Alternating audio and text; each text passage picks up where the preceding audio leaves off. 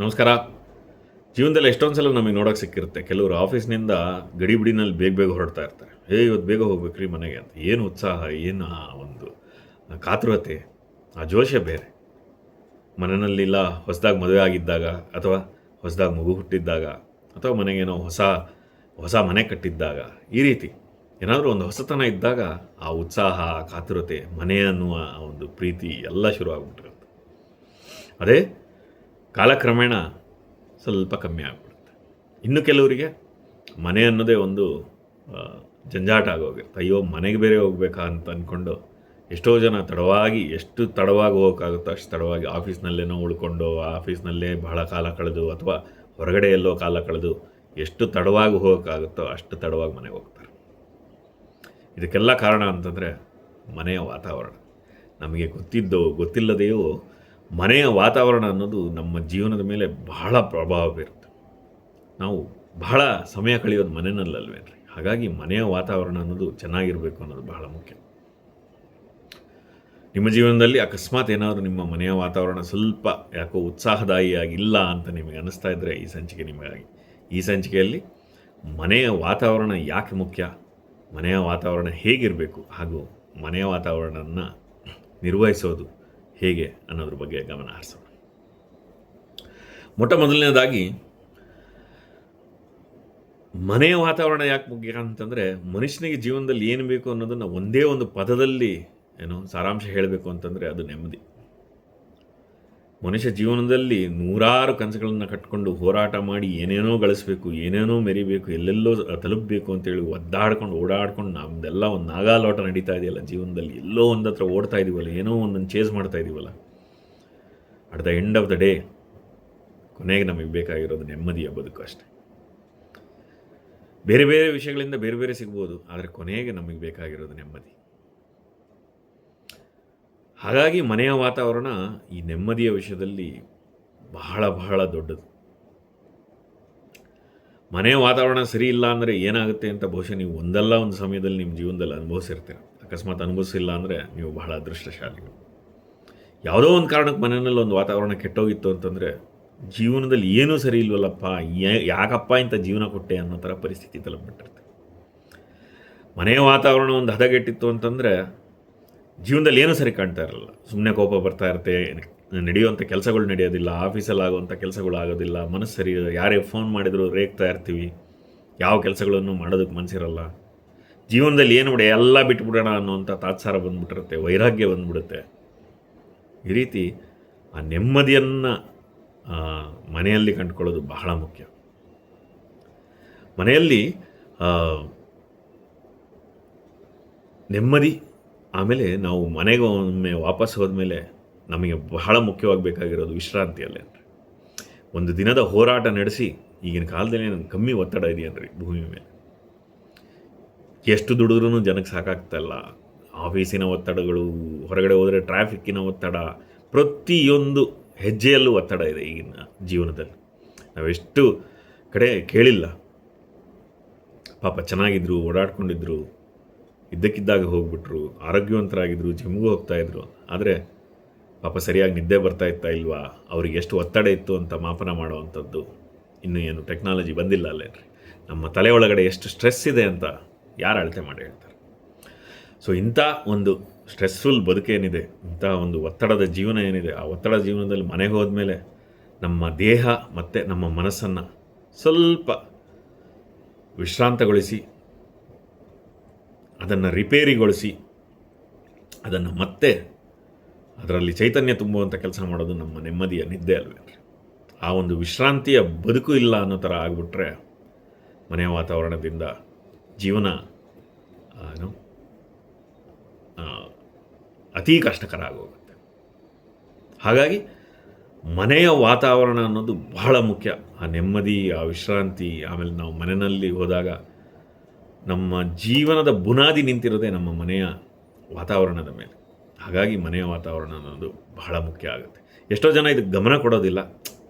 ನಡೀತಾ ಇದೆ, ಏನೋ ಇರಲಿ ಗುರು, ಜೀವನ ನಡ್ಕೊಂಡು ಹೋಗ್ತಾ ಇದೆ ಅಂತ ಬಿಟ್ಟಾಕ್ಬಿಟ್ಟಿರ್ತಾರೆ. ಆದರೆ ಇದು ಬಿಟ್ಟಾಕುವ ವಿಷಯ ಅಲ್ಲ.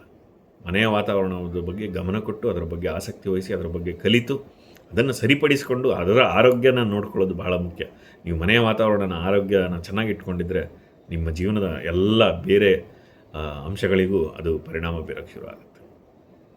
ಹಾಗಾಗಿ ಮನೆಯ ವಾತಾವರಣ ಅನ್ನೋದು ಬಹಳ ಮುಖ್ಯ. ಎರಡನೇದಾಗಿ, ಮನೆಯ ವಾತಾವರಣ ಅನ್ನೋದು ಹೇಗಿರಬೇಕು ಅನ್ನೋದನ್ನು ನೋಡೋಣ. ಎಷ್ಟೋ ಜನದ ಮನೆಯ ವಾತಾವರಣ ಗೊತ್ತಿಲ್ಲದೆ ಹದಗೆಡಿಸ್ಕೊಂಡ್ಬಿಟ್ಟಿರ್ತಾರೆ. ಹೆಂಗಿರಬೇಕು ಅನ್ನೋದೇ ಗೊತ್ತಿಲ್ಲದಲ್ಲೇ ಹದಗೆಡಿಸ್ಕೊಂಡ್ಬಿಟ್ಟಿರ್ತಾರೆ. ಇದಕ್ಕೆ ಕೆಲವೊಂದು ಪುಟ್ಟ ತತ್ವಗಳನ್ನು ಅರ್ಥ ಮಾಡ್ಕೊಂಡ್ಬಿಟ್ರೆ ಮನೆಯ ವಾತಾವರಣ ಹೇಗಿರಬೇಕು ಅನ್ನೋದನ್ನು ಅರ್ಥ ಮಾಡ್ಕೊಂಡ್ಬಿಡ್ಬೋದು. ಮನೆಯಲ್ಲಿ ನಿಮ್ಮ ಪದ್ಧತಿ ಏನು ಬೇಕಾದ್ರೂ ಇರ್ಬೋದು. ಪದ್ಧತಿಯನ್ನು ಒಂದು ಸ್ಪಷ್ಟತೆ ಬಹಳ ಮುಖ್ಯ. ನಾನು ಯಾವಾಗಲೂ ಹೇಳೋ ಥರ ವಾತಾವರಣಕ್ಕೆ ಮನೆಯಲ್ಲಿ ಸ್ಪಷ್ಟತೆ ಬಹಳ ಮುಖ್ಯ. ನಿಮ್ಮ ಪದ್ಧತಿ ಏನು, ನೀವು ಏನು ಭಾರತೀಯ ಪದ್ಧತಿನ ಏನು ಅನುಸರಿಸ್ತೀರಾ ಅಥವಾ ಪಾಶ್ಚಾತ್ಯರ ಅಥವಾ ಬೇರೆ ಯಾವುದೋ ಪದ್ಧತಿಗಳ ನಿಮ್ಮ ಆಚರಣೆ ಅದು ನಿಮ್ಮ ಮನೆಯ ಪದ್ಧತಿ ನಡ್ಕೊಂಬಂದಾಗೆ ಅಥವಾ ನೀವು ಕಲಿತ ಹಾಗೆ ನಿಮ್ಮ ಪದ್ಧತಿನ ಮಾಡಿರ್ತಾರೆ ಅಥವಾ ನಿಮ್ಮ ಮನೆಯಲ್ಲಿ ಯಾರು ಯಜಮಾನರು ಇರ್ತಾರೆ ಅವ್ರು ಮಾಡಿರ್ತಾರೆ. ಮೊದಲಿಗೆ ಯಾರು ಯಜಮಾನರು ಅನ್ನೋದು ಬಹಳ ಮುಖ್ಯ.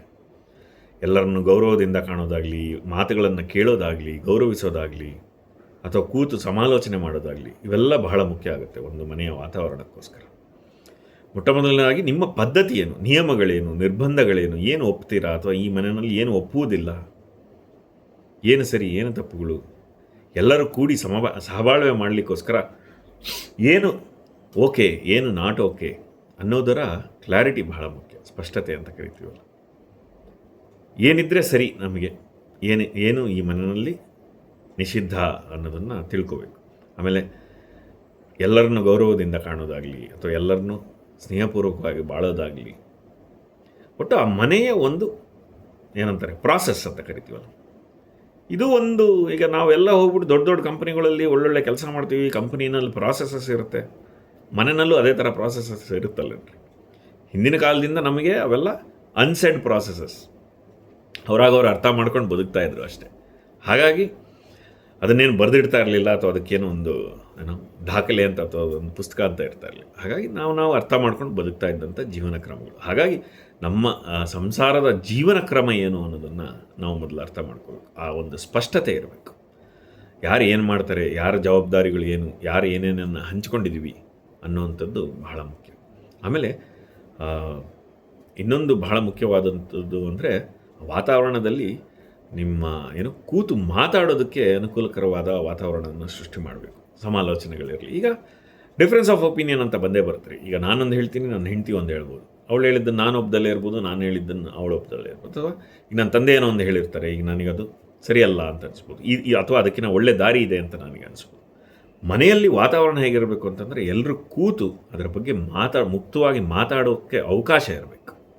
ಎಷ್ಟೋ ಮನೆಗಳಲ್ಲಿ ನಾನು ಹೇಳಿದ್ದೇ ಫೈನಲ್, ಮಾತಾಡೋಂಗಿಲ್ಲ ಅನ್ನೋವಂಥ ವಾತಾವರಣ ಇರುತ್ತೆ. ಅವಾಗೇನೆಂದರೆ ಜನಕ್ಕೆ ಉಸಿರು ಕಟ್ಟೋದಕ್ಕೆ ಶುರು ಆಗುತ್ತೆ. ಮುಕ್ತವಾಗಿ ಮಾತಾಡೋದಕ್ಕೆ ಅವಕಾಶ ಮಾಡಿಕೊಡ್ಬೇಕು. ಈಗ ಅಕಸ್ಮಾತ್ ಈ ಮನೆಯಲ್ಲಿ ನಾನೇ ದೊಡ್ಡವನು ಅನ್ನೋದಾದರೆ ಮುಕ್ತವಾಗಿ ನನಗಿಂತ ಚಿಕ್ಕವರಿಗೆ ಮಾತಾಡುವ ವಾತಾವರಣ ಸೃಷ್ಟಿ ಮಾಡಿಕೊಡೋದು ನನ್ನ ಕರ್ತವ್ಯ.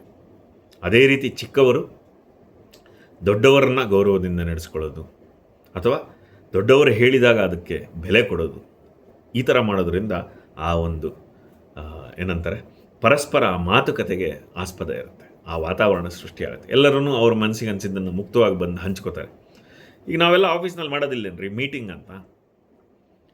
ಕೆಲವರು ಡೈಲಿ ಮೀಟಿಂಗ್ ಮಾಡ್ಬೋದು, ವೀಕ್ಲಿ ರಿವ್ಯೂ ಮಾಡ್ಬೋದು ಅಥವಾ ಮಂತ್ಲಿ ರಿವ್ಯೂ ಮಾಡ್ಬೋದು. ಏನು ಮಾಡ್ತೀವಿ ಕೂತ್ಬಿಟ್ಟು, what is working, what is not working ಅನ್ನೋದನ್ನು ನಮ್ಮ ಆಫೀಸ್ಗಳಲ್ಲಿ ಕಲ್ತಿರ್ತೀವಲ್ಲೇನ್ರಿ. ಅದನ್ನೇ ನಾವು ಸಂಸಾರದಲ್ಲಿ ಮಾಡಬೇಕು. ಏನು ಚೆನ್ನಾಗಿತ್ತು, ಏನಾದರೂ ಮಾಡಬೇಕಾ, ಏನಾದರೂ ಮಾಡ್ಬೋದು, ಕೂತು ಮಾಡ್ಬೋದು. ಎಷ್ಟೋ ಸಂಸಾರಗಳು ಅದನ್ನು ಕಲ್ತಿದ್ದಾವೆ. ಫ್ಯಾಮಿಲಿ ಮೀಟಿಂಗ್ಸ್ ಅಂತ ಮಾಡ್ತಾರೆ. ನನ್ನ ಸಂಸಾರದಲ್ಲೂ ಅವಾಗ ಯಾವಾಗಲಾರು ಒಂಚೂರು ಎಲ್ಲರನ್ನೂ ಕರೆದುಬಿಟ್ಟು ಕೂಡಿಸಿ ಬಿಡ್ರಪ್ಪ, ಎಲ್ಲ ಮೊಬೈಲ್ಗಳೆಲ್ಲ ಸೈಡಿಗೆ ಬಿಸಾಕಿ ಬಂದು ಕೂತ್ಕೊಳ್ಳಿ ಅಂತ ಹೇಳಿ ಕೂತು ಒಂದು ಮಾತಾಡೋವಂಥ ವ್ಯವಸ್ಥೆ ನಾನು ನನ್ನ ಜೀವನದಲ್ಲಿ ಅಳವಡಿಸ್ಕೊಂಡಿದ್ದೀನಿ. ಏನೇನಿದೆ ಮಾತಾಡೋಕ್ಕೆ, ಏನಾದ್ರು ಮಾತಾಡೋ ವಿಷಯ ಇದ್ದಾಗ ಕರೆಸ್ಬಿಟ್ಟು ಆವಾಗವಾಗ ಅಟ್ಲೀಸ್ಟ್ ತಿಂಗಳಿಗೆ ಒಂದು ಸಲ ಕರೆದು ಕೂತು ಎಲ್ಲರೂ ಮಾತಾಡೋವಂಥ ಒಂದು ಪದ್ಧತಿ ಇದೆ. ಹಾಗೆ ಮುಕ್ತವಾಗಿ ಮಾತಾಡೋವಂಥ ವಾತಾವರಣನ ಸೃಷ್ಟಿಸ್ಕೊಂಡ್ರೆ ನಮ್ಮ ಆಫೀಸ್ನಿಂದ ಕಲಿತಂಥ ಪ್ರಾಸೆಸಸ್ನ ಕೆಲವೊಂದು ನಾವು ಮನೆಯಲ್ಲೂ ಅಳವಡಿಸ್ಕೋಬೋದಲ್ಲೇನ್ರಿ. ಹಾಗೆ ಆಮೇಲೆ ಜವಾಬ್ದಾರಿಗಳಲ್ಲಿ ಭಾಗವಹಿಸೋಕೆ ಈಗಿನ ಕಾಲದಲ್ಲಿ ಏನಾಗ್ಬಿಟ್ಟಿದೆ, ಓಟಾರಿ ಹೆಂಡ್ತಿರು ಕೆಲಸ ಮಾಡ್ತಾರೆ, ಗಂಡಂದರು ಕೆಲಸ ಮಾಡ್ತಾರೆ. ಈಗಿನ ಕಾಲದಲ್ಲಿ ಎಷ್ಟು ದುಡಿದ್ರೂ ಸಾಕಾಗ್ತಿಲ್ಲ. ಹಾಗಾಗಿ ಜವಾಬ್ದಾರಿಗಳನ್ನು ಹಂಚ್ಕೊಂಡ್ಬಿಟ್ಟು ಏನು ನಿರೀಕ್ಷೆಗಳು ಅನ್ನೋದನ್ನು ಮುಕ್ತವಾಗಿ ಮಾತಾಡ್ಕೊಂಡ್ಬಿಡೋದು ಬಹಳ ಮುಖ್ಯ. ಮೊಟ್ಟ ಮೊದಲನೇದಾಗಿ ಎಲ್ಲ ಸಂಬಂಧಗಳನ್ನು ಹಾಳು ಮಾಡುವಂಥದ್ದು ದುಡ್ಡು. ಹಾಗಾಗಿ ಯಾರು ದುಡಿತಾ ಇದ್ದಾರೆ, ಇನ್ನೊಬ್ಬರು ದುಡಿತಾ ಇಲ್ಲ ಅಂತ ಇಟ್ಕೊಳ್ಳಿ. ಎಷ್ಟೋ ಸಲ ಒಬ್ರಿಗೆ ಕೆಲಸ ಹೋಯಿತು ಅಂತಂದರೆ ಅವ್ರ ಸಂಸಾರನೇ ಹೊಡೆದೋಗ್ಬಿಡುತ್ತೆ.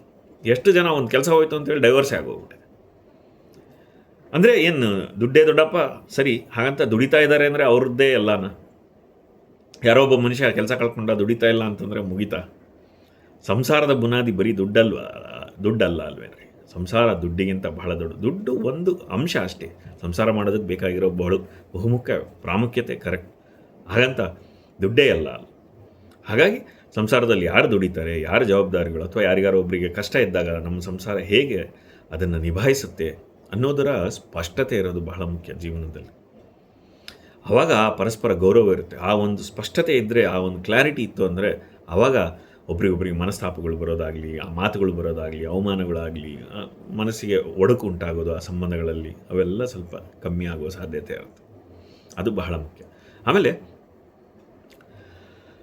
ಮನೆಯ ವಾತಾವರಣ ಹೇಗಿರಬೇಕು ಅಂತಂದರೆ, ನಾನು ವಾಪಸ್ ಮನೆಗೆ ಹೋಗ್ತಾ ಇದ್ದೀನಿ ಅಂದರೆ, ಒಂದು ದಿನದ ಹೋರಾಟದ ಬದುಕನ್ನು ಮುಗಿಸಿ ನಾನು ವಾಪಸ್ ಮನೆಗೆ ಹೊರಡ್ತಾ ಇದ್ದೀನಿ ಅಂತಂದರೆ, ನನ್ನ ಮನೆಗೆ ಹೋದರೆ ನನ್ನ ಭಾರವನ್ನೆಲ್ಲ ಅವ್ರ ಮೇಲೆ ತಗೊಂಡು ಹೊರೋವಂಥವ್ರು ಯಾರೋ ಇದ್ದಾರಪ್ಪ, ಯಾರೋ ಒಬ್ಬರಿಗೆ ನನ್ನ ಭಾರವನ್ನು ಒರಗಿಸ್ಬೋದು ಅನ್ನುವಂತಹ ಭಾವನೆ ಇದ್ದರೆ, ಆವಾಗ ಮನೆಗೆ ಎದುರು ನೋಡಿಕೊಂಡು ಮನೆಗೆ ಹೋಗೋದನ್ನು ಕಲಿತೀವಿ. ಆವಾಗ ಆ ಥರ ಮನೆಯ ವಾತಾವರಣ ಇದ್ದರೆ ನನ್ನ ಮಾತನ್ನ ಯಾರೋ ಕೇಳಿಸ್ಕೊತಾರಪ್ಪ, ಅಥವಾ ನನಗೆ ಬೇಕಾದ ಸಲಹೆಯನ್ನು ಕೊಡ್ತಾರಪ್ಪ, ಅಥವಾ ನನ್ನವರು ಅನ್ನೋಂಥ ಇದ್ದಾರಪ್ಪ ಮನೆಯಲ್ಲಿ.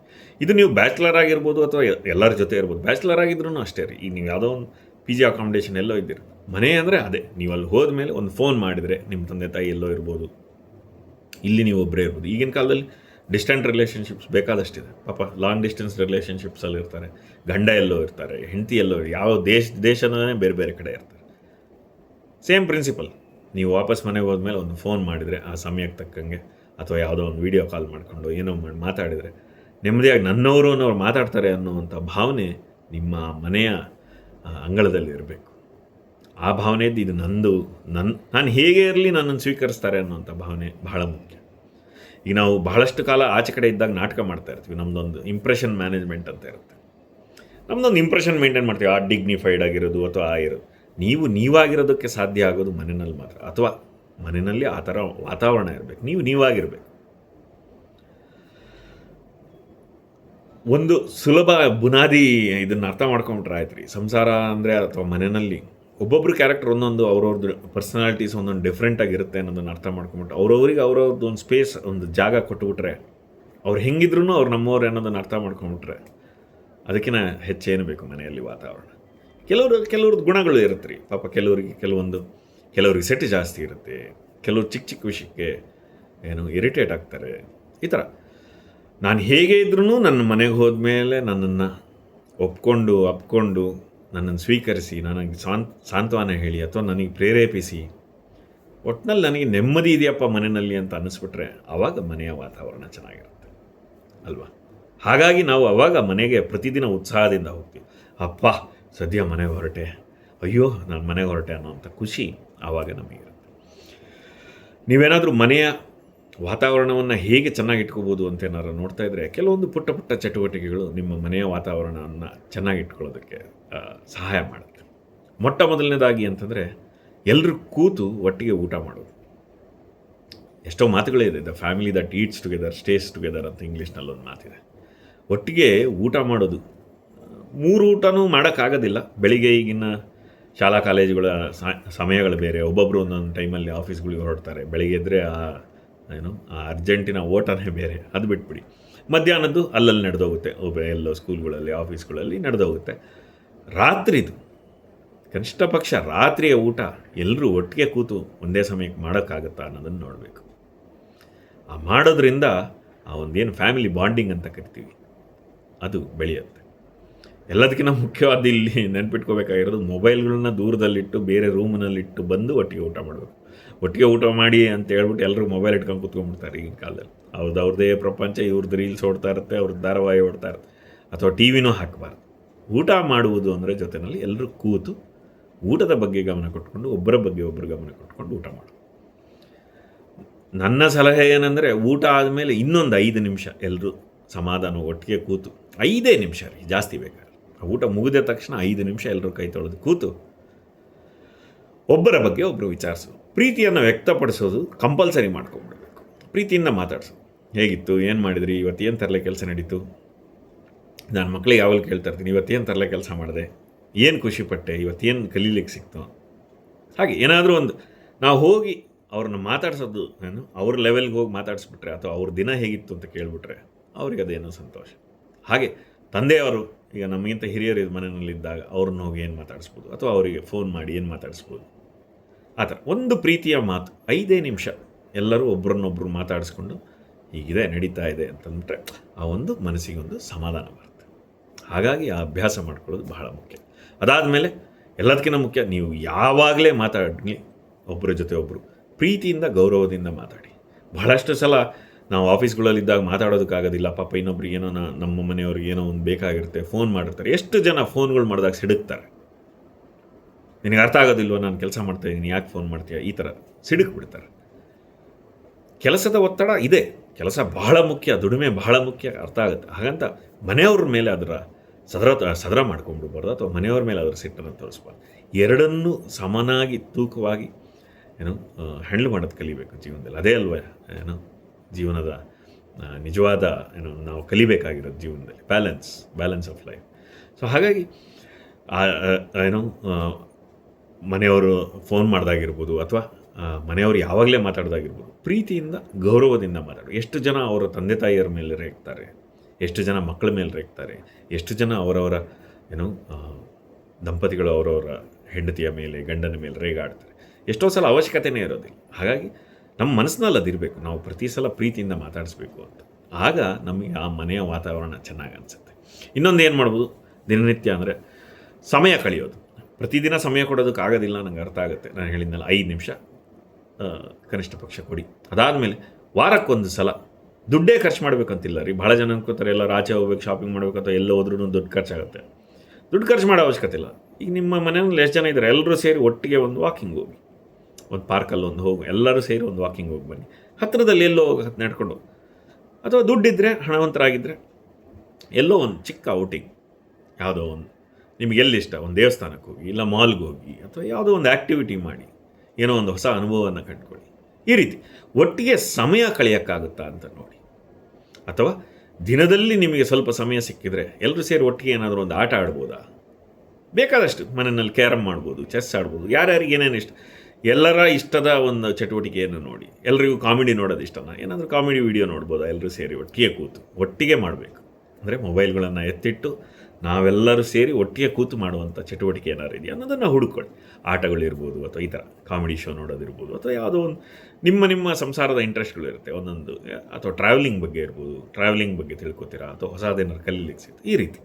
ಅಥವಾ ನಿಮ್ಮ ಒಂದೊಂದು ಮನೆಯದು ಒಂದೊಂದು ವಾತಾವರಣ ಇರುತ್ತೆ, ಒಂದೊಂದು ಏರಿಯಾಸ್ ಆಫ್ ಇಂಟ್ರೆಸ್ಟ್ ಅಂತ ಕರಿತೀವಲ್ಲ, ನಿಮ್ಮ ಆಸಕ್ತಿಗಳೇನಿದೆ ಅದರ ಬಗ್ಗೆ ಚರ್ಚೆ ಮಾಡೋಕ್ಕಾಗತ್ತಾ ಅನ್ನೋದನ್ನು ಹುಡುಕಿ ವಾರಕ್ಕೊಮ್ಮೆ ಸಮಯ ಕಳೀರಿ. ಆದರೆ ತಿಂಗಳಿಗೊಮ್ಮೆ ಎಲ್ಲಾದರೂ ಹೊರಗೆ ಹೋಗಿ ಬರೋಕ್ಕಾಗತ್ತಾ ಅನ್ನೋದನ್ನು ನೋಡಿ. ವರ್ಷಕ್ಕೆ 1, 2 ಅಥವಾ 3 ಅಥವಾ 4 ಎಲ್ಲಾದರೂ ಪ್ರವಾಸ ಹೋಗಿ ಬರೋಕ್ಕಾಗತ್ತಾ ಅಂತ. ಒಟ್ಟಿನಲ್ಲಿ ಈ ರೀತಿ ನೀವು ಯಾವಾಗ ಒಟ್ಟಿಗೆ ಸೇರಿ ಬದುಕೋದನ್ನು ಕಲಿತೀರಾ, ಅದು ನಿಮ್ಮ ಮನೆಯ ವಾತಾವರಣವನ್ನು ಚೆನ್ನಾಗಿಟ್ಕೊಂಡಿರುತ್ತೆ. ಬಹಳ ಮುಖ್ಯವಾದದ್ದು ಈಗಿನ ಕಾಲದಲ್ಲಿ ಬಿಟ್ಟೋಗಿರೋದು ಅಂತ ಏನಂದರೆ, ಒಬ್ಬರ ಜೊತೆ ಒಬ್ಬರು ಏನು ಮಾತಾಡಬೇಕು ಅನ್ನೋದನ್ನೇ ಜನಕ್ಕೆ ಗೊತ್ತಿರೋದಿಲ್ಲ. ಈಗ ನಮಗಿಂತ ಹಿರಿಯರು ಇಳಿ ವಯಸ್ಸಿನಲ್ಲಿರುವಂಥ ನಮ್ಮ ತಂದೆ ತಾಯಿ ಹತ್ರ ನಾನು ಕೂತು ಏನು ಮಾತಾಡಬೇಕು ಅನ್ನೋದೇ ಜನಕ್ಕೆ ಈಗ ಗೊತ್ತಾಗೋದಿಲ್ಲ. ಅವರು ಬಂದು ಪಾಪ ನಮ್ಮನ್ನು ಮಾತಾಡಿಸ್ಬೇಕು, ಅವರು ದಿನದಲ್ಲಿ ಏನೋ ಒಂಚೂರು ನಮ್ಮನ್ನು ಬಂದು ಮಾತಾಡಿಸ್ಲಿ ಅಂತ ಹೇಳಿ ಹಾತೋರಿತಾ ಇರ್ತಾರೆ. ಅವ್ರು ಬಂದು ನಮ್ಮ ಹತ್ರ ಏನು ಮಾತಾಡಬೇಕು ಅಂತ ಅವ್ರಿಗೂ ಗೊತ್ತಿರೋದಿಲ್ಲ, ಅವರು ಒದ್ದಾಡ್ತಾ ಇರ್ತಾರೆ. ಆಮೇಲೆ ನಮ್ಮ ಮಕ್ಕಳು ಬಂದು ಅಪ್ಪ ಅಮ್ಮನ ಹತ್ರ ಏನು ಮಾತಾಡ್ಬೇಕಂತ ಅವ್ರಿಗೆ ಗೊತ್ತಿರೋದಿಲ್ಲ. ಆಮೇಲೆ ನಾವು ಹೋಗಿ ಮಕ್ಕಳ ಹತ್ರ ಏನು ಮಾತಾಡ್ಬೇಕನ್ನೋದು ನಮಗೆ ಗೊತ್ತಿರೋದಿಲ್ಲ. ಇದಕ್ಕೆ ಒಂದೇ ಒಂದು ಕಿವಿ ಮಾತು ಹೇಳಬಲ್ಲೆ, ನಾವು ಹೋಗಿ ಅವರ ಬಗ್ಗೆ ಕೇಳೋದನ್ನು ಕಲಿಬೇಕು ಜೀವನದಲ್ಲಿ. ಇದು ನಿಮಗೆ ಎಲ್ಲ ಕ್ಷೇತ್ರಗಳಲ್ಲೂ ನೀವು ಅಳವಡಿಸ್ಕೋಬೋದು. ನೀವು ಯಾರನ್ನಾದರೂ ಹೋಗಿ ಮಾತಿಗೆಳಿಬೇಕು ಅಥವಾ ಅವ್ರ ಜೊತೆ ಎಂಗೇಜ್ ಆಗಬೇಕು ಅಥವಾ ಅವ್ರನ್ನ ಒಂದು ಆ ಸಂಬಂಧವನ್ನು ಬೆಳೆಸಬೇಕು ಅಥವಾ ಚೆನ್ನಾಗಿಟ್ಕೋಬೇಕು ಅಂತಂದರೆ ಅವ್ರ ಬಗ್ಗೆ ಕೇಳಿ. ಮನುಷ್ಯನಿಗೆ ತನ್ನ ಬಗ್ಗೆ ತಾನು ಮಾತಾಡ್ಕೊಳ್ಳೋದು ಬಹಳ ಖುಷಿ. ಹಾಗಾಗಿ ಈಗ ನೀವು ಹೋಗಿ ನಿಮ್ಮ ತಂದೆ ಹತ್ರ ಕೂತ್ಬಿಟ್ಟು ಏನು ಮಾತಾಡೋಕ್ಕೆ ವಿಷಯ ಸಿಗ್ತಾ ಇಲ್ವೋ ಅವರ ಹಳೆ ವಿಷಯಗಳನ್ನು ಕೇಳಿ. ಈಗ ನಾನು ನನ್ನ ತಂದೆ ಹತ್ರ ಅಥವಾ ನನ್ನ ತಾಯಿ ಹತ್ರ ಇಬ್ಬರ ಹತ್ರ ಮಾತಾಡ್ಬೇಕಾದ್ರೆ ಯಾವಾಗಲೂ ಕೇಳೋದು ಅದನ್ನೇ. ನನಗೆ 45 ವರ್ಷ. ನಾನು 45 ವರ್ಷದಲ್ಲಿ ನನ್ನ ಜೀವನದಲ್ಲಿ ಈಗ ಒಂದು ಉದಾಹರಣೆ ಹೇಳ್ತೀನಿ. ಈಗ ನಾನು 45 ವರ್ಷದಲ್ಲಿ ನಾನು ಇಷ್ಟು ದುಡಿದು ನನಗೆ ಏನೇ ಮಾಡಿದ್ರೂ ದುಡ್ಡು ಸಾಕಾಗೋದಿಲ್ಲ, ಜೀವನದಲ್ಲಿ ಒದ್ದಾಟ ಅನ್ನೋದೇ ಮುಗಿಯೋದಿಲ್ಲ.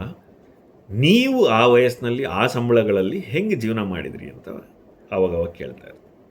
ಅವಾಗ ಅವ್ರದ್ದು 108 ಸ್ವಾರಸ್ಯಕರವಾದ ಅನುಭವಗಳನ್ನು ಹಂಚ್ಕೋತಾರೆ, ಮಾತಾಡೋದಕ್ಕೆ ವಿಷಯಗಳು ಸಿಗುತ್ತೆ. ಇದೊಂದು ಉದಾಹರಣೆ ಅಷ್ಟೆ. ಹಾಗೆ ಗಂಡ ಹೆಂಡಿರ ಮಧ್ಯೆ ಮಾತಾಡೋದಕ್ಕೂ ಬೇಕಾದಷ್ಟು ಆ ಥರ ಹೋಗಿ ಕೇಳ್ಬೋದು. ಈಗ ನಾನು ಹೋಗಿ ಅವಳನ್ನು ಅಡಿಗೆ ಬಗ್ಗೆ ಏನೋ ಕೇಳ್ತೀನಿ ಅಂತ ಇಟ್ಕೊಳ್ಳಿ, ಎಷ್ಟು ಚೆನ್ನಾಗಿ ಮಾಡಿದ್ಯಲ್ಲ, ಹೆಂಗೆ ಮಾಡಿದೆ ನೀನು ಇದನ್ನು, ಆ ಥರ ಇರ್ಬೋದು. ಅಥವಾ ಹೋಗ್ಬಿಟ್ಟು ಈಗ ನನ್ನ ಮನೆಯ ಮಡದಿಯ ವಿಷಯದಲ್ಲಿ ಅವಳು ಆಫೀಸ್ಗೂ ಹೋಗ್ತಾಳೆ, ಆಫೀಸ್ಗೆ ಹೋಗಿ ಕೆಲಸ ಮಾಡಿಕೊಂಡು ಮನೆಗೂ ಬಂದು ಮಾಡ್ತಾಳೆ. ದಿನ ಸಂಜೆ ಬಂದು ಅವಳು ನನಗೆ ಸಿಕ್ಕಿದ ಮೇಲೆ ನಾನು ನನ್ನ ಕೆಲಸ ಮುಗಿಸ್ಕೊಂಬಂದ್ಮೇಲೆ ಅವಳ ಹತ್ರ ಹೋಗಿ ಅವಳು ಎಲ್ಲಿ ಸಿಗ್ತಾಳೆ ಅಲ್ಲಿ ಕೂತ್ಕೊಂಡು, ಅಥವಾ ಅಡುಗೆ ಮನೇಲಿ ಇರ್ತಾಳೆ, ಅಡುಗೆ ಮನೆಯಲ್ಲ ಹೋಗ್ಬಿಟ್ಟು ಏನು ಮಾಡಿದೆ ಇವತ್ತು ಆಫೀಸಲ್ಲಿ ಸುಸ್ತಾಯ್ತಾ, ಹಿಂಗಿತ್ತು ನಿಂದು ಕೆಲಸ ಹೇಗಿತ್ತು ಅಂತ ಒಂದು ಚೂರು ಕೇಳಿಬಿಟ್ರೆ ಸಾಕು. ಪಾಪ ಅವ್ರಿಗೆ ಹೇಳ್ಕೊಳ್ಳೋದು ಏನೋ ಒಂದಿರುತ್ತೆ. ಇದರಿಂದ ಏನಾಗುತ್ತೆ ಅನ್ನೋದಕ್ಕಿಂತ ಎಲ್ಲದಕ್ಕಿಂತ ಮುಖ್ಯವಾದ ಲಾಭ ಅಂತಂದರೆ ಆ ಮನಸ್ಸಿನ ಒಬ್ಬರ ಜೊತೆ ಒಬ್ಬರು ಹಂಚ್ಕೋತೀವಲ್ಲ ರೀ. ನೀವು ನಂಬೋದಿಲ್ಲ ರೀ, ಎಷ್ಟೋ ಜನ ಮನುಷ್ಯರು ನಾವು ಹಂಚ್ಕೊಳ್ಳೋಕ್ಕೆ ಯಾರೂ ಇಲ್ವಲ್ಲ ಅಂಥೇಳಿ ಆ ಒಂಟಿತನದಿಂದ ಒದ್ದಾಡ್ತಾ ಇರ್ತಾರೆ ಜೀವನದಲ್ಲಿ. ಆ ಒಂದು ಮನುಷ್ಯ ತನ್ನ ಒಳಗಿರುವಂಥ ಭಾರವನ್ನು ಒಂದು ಸಲ ಆಚೆ ಹಾಕೋದಕ್ಕಾದರೂ ಯಾರಾದರೂ ಇರಬೇಕು, ಆ ವಾತಾವರಣ ಇರಬೇಕು ಮನೆಯಲ್ಲಿ. ಅದು ಬರೀ ಕೆಟ್ಟದ್ದು ಅಂತಲ್ಲ ರೀ, ಕೆಲವೊಂದು ಸಲ ಸಂತೋಷನೂ ಹಂಚ್ಕೊಂಡ್ರೆ ಖುಷಿ ಅನಿಸುತ್ತೆ. ನನಗೆ ಅನಿಸಿದ್ದನ್ನು ನನ್ನ ಭಾವನೆ ನಾನು ಅನ್ನೋದನ್ನು ಹೇಳ್ಕೊಳಕ್ಕಾದ್ರೂ ಯಾರು ಜನ ಬೇಕು ಅಂತ ಆ ಒಂದು ಕನೆಕ್ಟಿವಿಟಿಯನ್ನು ನಾವು ಮನೆಯಲ್ಲಿ ಮಾಡಿಕೊಡ್ಬೇಕಾಗತ್ತೆ. ಆ ಒಂದು ವಾತಾವರಣವನ್ನು ನಾವು ಮನೆಯಲ್ಲಿ ಬೆಳೆಸಬೇಕಾಗತ್ತೆ. ಅದು ನಮ್ಮೆಲ್ಲರ ಜವಾಬ್ದಾರಿ. ನಾವು ಅದನ್ನು ನೋಡ್ಕೊಂಡು ಕಿವಿ ಮಾತೇನಪ್ಪ ಅಂದರೆ ಅದನ್ನು ಹೇಳಕ್ಕೆ ಬಂದಿದ್ದು ನಾವು ಕಾಮನ್ ಗ್ರೌಂಡ್ಸ್ನ ಹುಡುಕಬೇಕು. ಮಕ್ಕಳ ಜೊತೆ ಹೋಗಿ ಏನು ಮಾತಾಡಬೇಕು, ಮಕ್ಕಳ ಜೊತೆ ಹೋಗಿ ಮಾತಾಡಬೇಕು. ಇವತ್ತೇನು ಆಟ ಆಡಿದೆ, ಇವತ್ತು ಗೇಮ್ಸ್ ಪೀರಿಯಡ್ ಇತ್ತಾ, ಏನು ಕಲಿತೆ, ಈಗ ನಿಮ್ಮ ಫ್ರೆಂಡ್ಸಿನ ಪಾಪ್ಯುಲರ್ ಸ್ಪೋರ್ಟ್ಸ್ ಏನು, ನಾವು ಚಿಕ್ಕವರಿದ್ದಾಗ ಗೋಲಿ ಆಡ್ತಾಯಿದ್ವಿ, ನಿನಗೆ ಗೋಲಿ ಬಗ್ಗೆ ಗೊತ್ತಿದೆಯಾ, ಈಗಿಂದ ಏನು ಆಟ ಆಡ್ತೀರಾ, ಅಥವಾ ಈಗಿನ ಮಕ್ಕಳು ಆನ್ಲೈನ್ ಗೇಮ್ಸು ಅದು ಇದರಲ್ಲೂ ಅದ್ರ ಬಗ್ಗೆ ನಾವು ಪ್ರಶ್ನೆ ಕೇಳಬೇಕು ಹೋಗಿ. ಅದ್ಯಾವುದೋ ಒಂದು ಹೊಸದೊಂದು ಯಾವುದೋ ಫ್ರೀ ಫೈರ್ ಅಂತ ಒಂದು ಗೇಮ್ ಆಡ್ತಾ ಇದೆಯಲ್ಲ, ಏನಾಯ್ತದು, ಈ ನಡುವೆ ಆಡ್ತಾ ಇಲ್ವಲ್ಲ ನೀನು, ಒಂದು ಪ್ರಶ್ನೆ ಕೇಳಿದರೆ ಅದು ಒಂದು ಮಾತುಕತೆಯನ್ನು ಶುರು ಮಾಡಿಕೊಡುತ್ತೆ. ಹಾಗೆ ನಾವು ಒಬ್ಬರ ಜೊತೆ ಒಬ್ಬರು ಅವರ ಬಗ್ಗೆ ಹೋಗಿ ಕೇಳಿದಾಗ ಅದು ಮಾತುಕತೆ ಶುರು ಆಗುತ್ತೆ. ಹಾಗಾಗಿ ಸಂಬಂಧಗಳು ಅವರಿಗೆ ನಾವು ಕನೆಕ್ಟೆಡ್ ಅನ್ಸೋದಕ್ಕೆ ಶುರು ಆಗುತ್ತೆ. ಆ ಒಂದು ಕನೆಕ್ಷನ್ ಇದೆಯಲ್ಲ, ಅದೇ ಅಲ್ವೇನ್ರಿ at the end of the day family ಅಂತ ಕರೆಯೋದು. ಆ ಒಂದು ಫ್ಯಾಮಿಲಿ ಅನ್ನುವಂಥ ಭಾವನೆ ನಮಗೆ ಮನೆಯ ವಾತಾವರಣದಲ್ಲಿ ಇದ್ದುಬಿಟ್ರೆ ಅರ್ಧ ಜೀವನ ಸುಖಕರವಾಗಿರುತ್ತೆ. ಏನಂತೀರಾ? ಅಕಸ್ಮಾತ್ ನಿಮ್ಮ ಮನೆಯ ವಾತಾವರಣ ಏನಾದರೂ ಹದಗೆಟ್ಟಿದ್ದರೆ, ಅಥವಾ ಮನೆ ವಾತಾವರಣ ಸಂಬಂಧಗಳೆಲ್ಲ ಒಡಕು ಬಂದುಬಿಟ್ಟಿದೆ ಅನ್ನೋದಾದರೆ, ಮನೆಯ ವಾತಾವರಣನ ಸರಿ ಮಾಡ್ಕೊಳ್ಳೋದಕ್ಕೆ ಸರ್ವ ಪ್ರಯತ್ನ ಮಾಡೋದು ಒಳ್ಳೆಯದಾ, ಅಥವಾ ಅದನ್ನು ಬಿಟ್ಬಿಟ್ಟು ದೂರ ಉಳಿಯೋದು ಒಳ್ಳೆಯದಾ? ಇದ್ರ ಬಗ್ಗೆ ಮುಂದಿನ ಯಾವುದೋ ಒಂದು ಸಂಚಿಕೆಯಲ್ಲಿ ಹೇಳ್ಕೊತೀನಿ. ಎಷ್ಟು ಜನ ಒಡೆದು ಹೋದ ಅಥವಾ ಹಾಳಾದಂತಹ ಮನೆಯ ವಾತಾವರಣನ ಹೇಗೆ ಸರಿ ಮಾಡ್ಕೋಬೋದು ಅನ್ನೋದನ್ನು ನೋಡೋದಕ್ಕೆ ಬಯಸ್ತೀರಾ ಅಂತ ಕಮೆಂಟ್ನಲ್ಲಿ ತಿಳಿಸಿ. ಖಂಡಿತ ಅದ್ರ ಬಗ್ಗೆ ಒಂದು ಸಂಚಿಕೆ ಮಾಡ್ತೀನಿ. ಈ ಸಂಚಿಕೆ ನಿಮಗೆ ಇಷ್ಟ ಆಗಿದ್ದಲ್ಲಿ ಒಂದು ಲೈಕ್ ಮಾಡಿ. ಈ ಸಂಚಿಕೆಯಲ್ಲಿ ನಿಮಗೆ ಏನು ಇಷ್ಟ ಆಯಿತು ಅನ್ನೋದನ್ನು ಕೂಡ ದಯವಿಟ್ಟು ಕಮೆಂಟ್ನಲ್ಲಿ ಹಂಚ್ಕೊಳ್ಳಿ. ನಿಮ್ಮ ಅನುಭವಗಳಿದ್ರೂ ಕಮೆಂಟ್ನಲ್ಲಿ ಹಂಚ್ಕೊಳ್ಳಿ. ನಿಮ್ಮ ಕಿವಿ ಮಾತೇನಾದರೂ ಇದ್ರೂ ಕಮೆಂಟ್ನಲ್ಲಿ ಹಂಚ್ಕೊಳ್ಳಿ. ಎಲ್ರಿಗೂ ಕಲಿಯೋದಕ್ಕೆ ಸಿಗುತ್ತೆ, ಎಲ್ರಿಗೂ ಸಹಾಯ ಆಗುತ್ತೆ. ಮುಂದಿನ ಸಂಚಿಕೆಯಲ್ಲಿ ಸಿಗೋಣ. ಶುಭವಾಗಲಿ.